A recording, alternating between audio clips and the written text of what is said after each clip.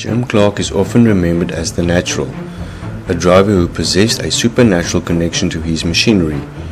However, his path to becoming the defining driver of the 1960s was paved with significant internal and external hurdles. Unlike many of his contemporaries who were driven by ego or a thirst for fame, Clark was a man defined by a fascinating paradox: extreme humility versus extreme talent. Clark's greatest obstacle was arguably his own temperament. He was a shy Scottish sheep farmer who never fully embraced the glamour or the danger of Grand Prix racing. Even at the height of his fame, Clark considered himself a farmer first. He often felt like an outsider in the high society world of Formula One. Off the track, Clark was famously indecisive. He would struggle to choose a meal from a menu or a path to walk. However, the moment he sat in a cockpit, that indecision vanished, replaced by a clinical, lightning-fast clarity. The 1960s was perhaps the deadliest era in motorsport history. Clark had to maintain his focus while losing close friends and colleagues almost every few months. Early in his career, Clark was involved in a horrific accident at Monza where Wolfgang von Tripp's car collided with his, resulting in the death of von Tripp's and 15 spectators. Clark was deeply traumatized and nearly quit the sport.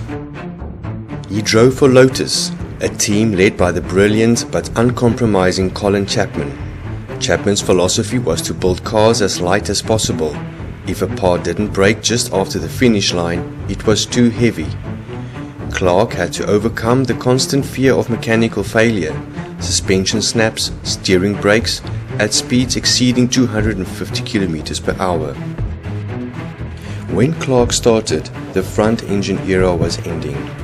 He had to pioneer the driving style for the new mid-engine cars like the Lotus 25, which required much more delicate inputs. Clark's greatest technical obstacle was that he was too good. He could drive around a car's flaws.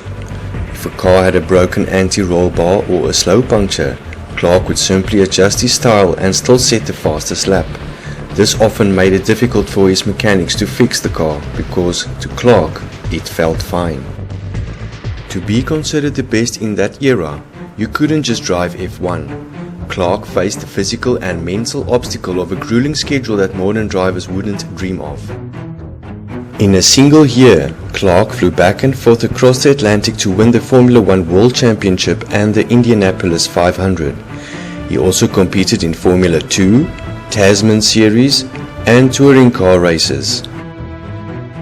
He had to master the Lotus Cortina, a sedan, on 3 wheels one weekend and a 500 horsepowered Indy car on a concrete oval the next. While they were the most successful duo in history, their relationship was an obstacle in itself. Chapman pushed Clark to the absolute limits of safety. Clark's loyalty to Lotus meant he stayed with the team even when the cars were notoriously dangerous. He had to manage the pressure of being the guinea pig for Chapman's radical engineering experiments, such as the first fully monocoque stressed skin chassis. Jim Clark's career was tragically cut short in a minor Formula 2 race at Hockenheim in 1968 due to a tire failure. His death shook the racing world so deeply because, to his peers, he was invincible, the driver who never made mistakes.